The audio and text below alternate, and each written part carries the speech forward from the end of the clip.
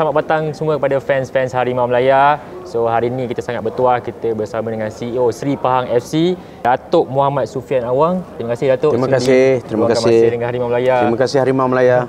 Datuk, sihat Datuk? Alhamdulillah setakat ini hari.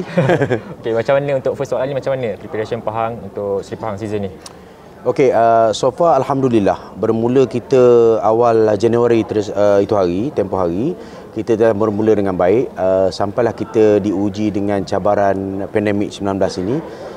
Dan saya kira dari segi pandemik 19 ini bukan hanya mengganggu persiapan Seri Pahang, tetapi juga pasukan-pasukan lain. Sebab itu kita sentiasa sarankan kepada barisan kejuruteraan dan pengurusan untuk memberi disiplin yang tahap tertinggi lah kepada pemain-pemain dan juga barisan pemain-pemain dan juga barisan kejuruteraan apabila menjalani latihan dan juga berada di luar menghadapi perlawanan-perlawanan sebatan. Ya. Okey, Datuk, saya dapat tahu juga Datuk ni betapa orang terpenting banyak jawatan, iaitu bekas CTO saya Datuk Seri Najib juga, iaitu leader untuk UMNO juga, ada juga untuk pengarah PNB, naib presiden Prima Malaysia, pengarah FGV Felda, lepas tu Malaysia Pengerusi Institut Maritim, ada juga penasihat Silak Kuntau.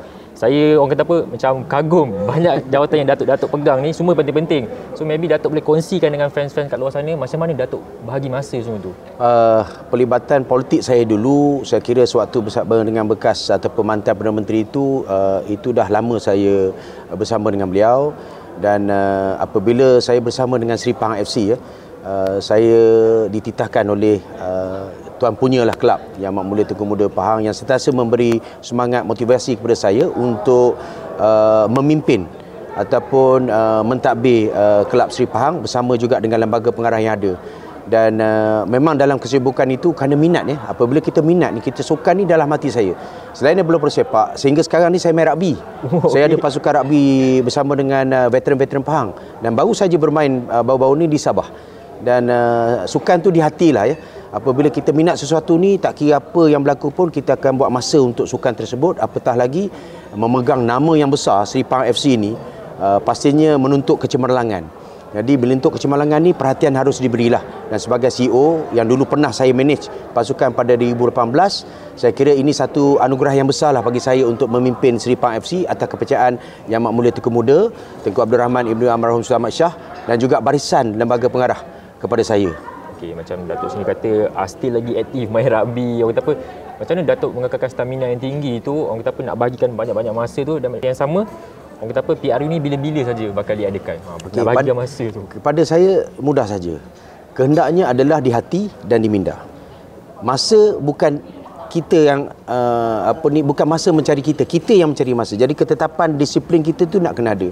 Macam saya, rutin saya memang selain daripada bola, bersama dengan pemain-pemain, kadang-kadang ikut mereka berlatih, tapi apabila terbuka dengan penularan COVID-19 ni, saya bataskanlah. Kita takut kita yang bawa penyakit kepada mereka. Dan tapi saya selalulah mengamalkan orang kata kesihatan yang baik melalui latihan di gimnasium, bersama bersukan untuk main rugby. Kadang-kadang saya off-road bersama motosikal scrambler saya. Kadang-kadang saya menunggang kuda jika ada kelapangan. Jadi itulah aktiviti-aktiviti yang pada saya pun baik untuk kesihatan saya. Apatah lagi cabaran penularan COVID-19 ni menuntut kepada imuniti badan yang baik. Jadi saya nak galakkan rakan-rakan Harimau Melaya di sana, fans-fans di sana untuk sentiasa aktif dan juga kalau dapat meningkatkan imuniti badan dengan exercise, olahraga dan sebagainya. Apa juga aktiviti yang baik untuk kesihatan, teruskan. Okay, macam daripada segi pemain-pemain import dengan pemain-pemain yang dibawa, adakah Datuk sendiri involve bersama coach ataupun memberi kebebasan kepada coach 100%? Pada kita lepaskan kepada barisan kejuruteraan untuk buat keputusan ya. Kita tak mencampuri urusan. Apabila pandangan kita diminta, barulah kita akan membantu. Dan kita lebih kepada untuk persiapan lah kepada pasukan. Sebagai contoh tempat latihan dan sebagainya, kita akan membantu barisan kejuruteraan. Dari segi teknik dan juga taktikal apa semua, itu 100% kita serahkan barisan kejuruteraan dan pengurusan pasukan untuk berbincang dan tanggungjawab mereka untuk melaksanakan. Okay, macam saya baca dekat Facebook lah, kata media sosial lah, fans-fans Seri Pahang ni dia agak kecewa dengan apa yang berlaku dengan Seri Pahang season lepas dengan Thomas Dolly. Betapa coach yang berprofil tinggi tapi tak dapat memenuhi apa kehendak yang dia bawa kat Pahang. adakah Datuk rasa Christoph Gamel ni lebih baik daripada Thomas Daly, ataupun maybe ada setengah fan kata nanti tengah season dah terpaksa Coach Dola ambil alih juga. Okey, apa pun saya tak boleh komen selanjutnya sehinggalah saya dapat menyaksikan perlawanan sebenar. Sebelum ni betul kita lihat ada perlawanan persahabatan. Tapi dalam perlawanan persahabatan tersebut, apa yang saya amati kepada sistem yang diterapkan oleh Chris Gamel ini, dia menyediakan dua pasukan. Dua pasukan maksudnya pasukan 1 dan pasukan 2 yang akan bermain 90 minit. 90 minit tu makna pasukan 1 akan bertemu dengan contohnya Terengganu. Dia akan main 10 minit. Terengganu 2 dia akan masuk pasukan 2 main juga 90 minit. Jadi dari segi fitness level, stamina, endurance dan sebagainya, mereka adalah seimbang, sama. Daripada masuk yang 5 minit, 10 minit. Ini taktik yang dia beri sentuhan. Ya, mudah-mudahan dia menjadi satu kemujaraban pada pasukan, kan? Dan motivasi kepada pemain lain untuk mempertingkatkan fitness level, dan dia put the challenge kepada semua pemain. Tak kira umur muda, tua, pengalaman tak pengalaman, sekiranya you berada dalam fitness yang bagus, performance ataupun persembahan terbaik, maka you akan duduk dalam kebarisan keserbahan yang pertama dalam skuad PANG. Okay. Saya rasa kabar angin yang tahun lepas masih lagi berlegam, di mana maybe Datuk pun boleh beri ruang untuk memberi pencerahan. Thomas Daly dibuang sebab dia mengkritik struktur pentadbiran dengan kemudahan untuk Seri Pahang sendiri. Ya, mungkin pada saya Thomas Daly ni itu ada juga kewajarannya, kerana itu sebab tu orang pepatah Melayu ada cakap, kerana mulut badan binasa. Tapi apa pun saya ingat itu pengajaran kita dah berlaku. Saya tak mau kalau boleh mengungkit perkara yang lama, ya. Dan lebih baik kita tumpu pada masa depan. Kadang-kadang kita mengungkit perkara lama ni, dia hanya melukakan hati kita, membuat duka cita saja pada kita. Kita ambil itu sebagai pengajaran, sebagai postmortem, disiplinkan dalam hidup kita, letakkan jurulatih baru. Nah, inilah kita sediakan, hidangkan kepada coach Christoph Gamel. Maka you ambil lah pengajaran yang dulu, ya, jangan kerana buluk badan binasa, ya, dan perkara-perkara lain yang sepatutnya bersama dengan pasukan. Maka inilah sepatutnya dan kewajarannya coach Christoph Gamel. Maka teruskan usaha kamu, Christoph Gamel, untuk memastikan Seri Pahang FC berada di puncak kejayaan mereka. Okay, maybe untuk Seri Pahang sini, maybe Datuk boleh jelaskan adakah maybe tempat pusat training yang baru ke, nak ditubuhkan fasiliti baru ke? Sebenarnya memang dalam perancangan kita pun kita ada terbabit dengan Data Sukan, sebuah anak syarikat daripada Institut Sukan Negara yang bersama kita dan telah merancang perkara ini, dan kita pun ada hubungan baik dengan pihak kerajaan negeri, khususnya Yang Berhormat Datuk Seri Setiausaha Kerajaan Negeri Datuk Seri Dr. Salahuddin, yang membantu kita untuk mendapatkan sebidang tanah untuk kita banner pusat latihan tersebut dengan kerjasama Data Sukan yang merupakan pelabur untuk datang untuk membina fasiliti sukan itu. Dan insya-Allah ada sedikit masa sikit lagi kita akan dapatkan kelulusan daripada pihak kerajaan negeri, dan kalaulah itu dapat dimaterialisasikan, maknanya kita akan hidangkanlah pusat latihan yang antara tercanggih sekali lah selain daripada pasukan-pasukan lain. Okay. Untuk sebelum Christoph Gamel dilantik, ada kabar angin juga mengatakan nama Lim Tiong Kim dan Daulah Senarai sendirilah untuk menerajui sebagai jawatan ketua jurulatih ni. Jadi Datuk boleh jelaskan sendiri? Memang kalau dari segi itu memang ada yang menawarkan diri. Kita tak boleh tolak dari segi mereka yang nak bersama dengan pasukan. Tetapi akhirnya penilaian tu bukan pihak saya yang buat, tetapi penilaian ini dibuat dari keseluruhannya yang melibatkan lembaga pengarah, melibatkan tuan punya kelab dan sebagainya. Maka atas pertimbangan tersebutlah kita memilih dan memutuskan untuk mengambil Christoph Gamel bagi memimpin kejurutihan musim 2022 ini untuk pasukan Seri Pahang FC.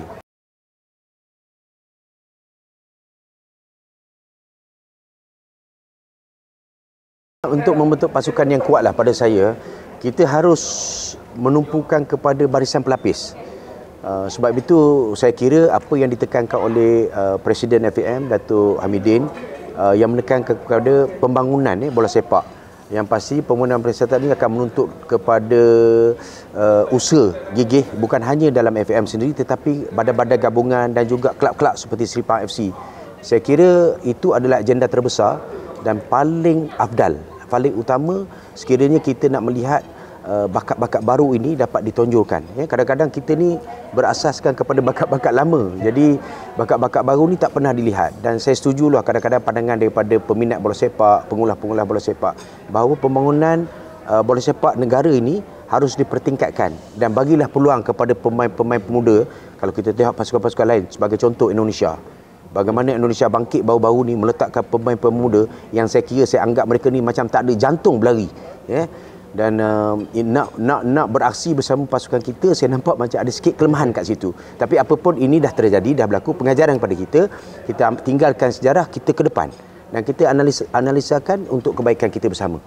Okey, maybe ini soalan daripada fans Pahang juga. Dia kata Pahang melahirkan ramai goalkeeper berbakat, Khairul Azman, Khairul Azhan sendiri.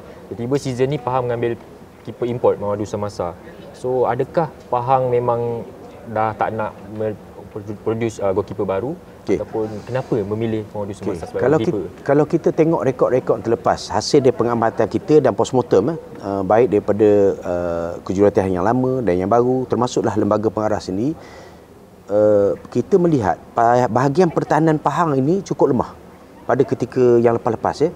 Dan apabila kita amati penjaga gol yang terdahulu semua agak berumur, dan bila kita nak cari pengganti baru, inilah saya sebutkan tadi barisan pelapis, dan saiz merupakan untuk goalkeeper. Kalau meletakkan saiz 5 kaki 2, 5 kaki 6, untuk menjaga betul dia pantas, dia ada refleks yang bagus. Tetapi kadang-kadang diuji dengan bola-bola yang saya rasa menerjah ke penjuru-penjuru ni, agak sukar. Jadi sebab itu saiz does matter lah untuk penjaga gol. Dan bila menampakkan pengalaman, maka barisan kejuruteraan telah mengambil inisiatif, memberi pandangan kepada pihak tertinggi kelab untuk mengambil pemain yang saya rasa tak dapat, dengan nilai yang kita ambil ni tak dapat, sebab dia punya pengalaman tu cukup hebat, ya. Dengan saiz yang tinggi, dengan pernah beraksi dalam Liga 1, Liga 2 Perancis, dan ini merupakan juga satu aset yang baik, di mana pemain ni yang bernama Mamadou Samasa ini juga melatih jurulatih goalkeeper atau penjaga gawang ini yang bersama dengan kita. Saya nampak ada positif. Contohnya dengan Irfan, dengan Said Daniel, dengan Daniel Wafi dan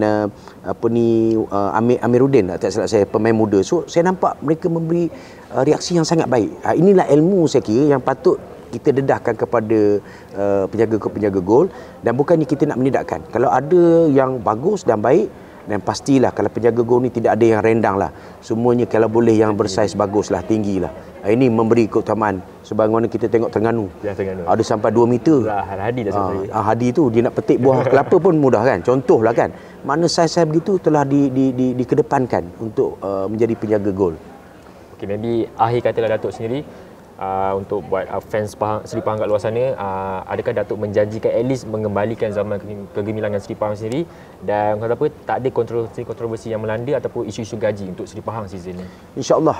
Saya ingat pengurusan yang baru pada kali ini, lebih orang kata memberi perhatian kepada isu-isu yang telah kita pelajari, dan insyaAllah kita bersama akan sentiasa mengatasi apa juga polemik atau masalah yang kita hadapi.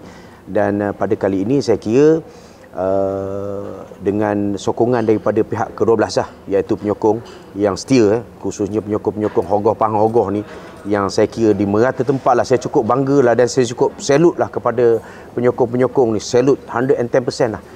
Panas, hujan, ribut, petir, banjir pun mereka bersama dengan pasukan. Saya salute dua tangan saya, dan saya minta sangatlah sokongan daripada Hardcore, Atras, Elephant Army dan sebagainya yang mendukung pasukan Pahang. Ramai-ramailah memberi sokongan kepada pasukan Seri Pahang pada season ini. Last satu, personal target Datuk sendiri untuk Seri Pahang season ni, maybe nak top 5 ke, nak dapatkan satu cup ke at least? Okey, memang dalam hasrat kami kita meletakkan sasaran 5 ke atas. Dari segi Piala Malaysia, Piala FA ni, of course siapa tak mahu mencipta sejarah, menjuarai pada tahun ini. Kekangan ni satu, iaitu penularan COVID-19. Kita sendiri tengok bagaimana Piala FF bawah 23, satu tim yang dibina dengan baik tiba-tiba terpaksa tarik diri. Myanmar sebagai contoh. Tim Vietnam yang akan beraksi tinggal 12 orang saja pemain. So cabaran ini juga kita akan hadapi. Bayangkan kita menghadapi episod yang sama untuk Liga Super, malahan Piala Malaysia ataupun Piala FA. Kita idamkan, tetapi ialah ini semua ketentuan Allah SWT. Sebab itu saya tekankan disiplin kepada barisan kejuruteraan dan pemain, berhati-hati dengan penularan COVID-19 supaya ia tidak mengganggu pemain-pemain dan persediaan bagi menghadapi Liga Super. Apapun, kita doa yang terbaik, pastinya kita menentak sasaran yang terbaiklah untuk Pahang. Dan pada saya dan lembaga pengarah telah menetapkan sasaran 5 yang terbaik untuk Liga Super pada kali ini. Dan insyaAllah untuk Piala Malaysia dan Piala FA, ya, siapa tak mau melangkah ke peringkat yang lebih tertinggi. Doakan rakan-rakan penyokong-penyokong di luar sana, insyaAllah. Right, terima kasih banyak-banyak Datuk. Terima kasih. Thank you very much. Terima kasih dengan Harimau Melaya. Terima kasih so much Datuk Muhammad Sufi Awang meluangkan masa dengan Harimau Melaya. Thank you korang semua yang nonton kali ini. Jangan lupa subscribe semua YouTube channel kami, follow semua social media kami, supaya korang tak terlepas konten-konten yang menarik kita sediakan untuk anda, dan kita akan menerjah lagi CEO-CEO klub di Liga Malaysia lain. Semoga kita jumpa lagi. Bye bye. Assalamualaikum. Stay safe. Ciao. Stay safe.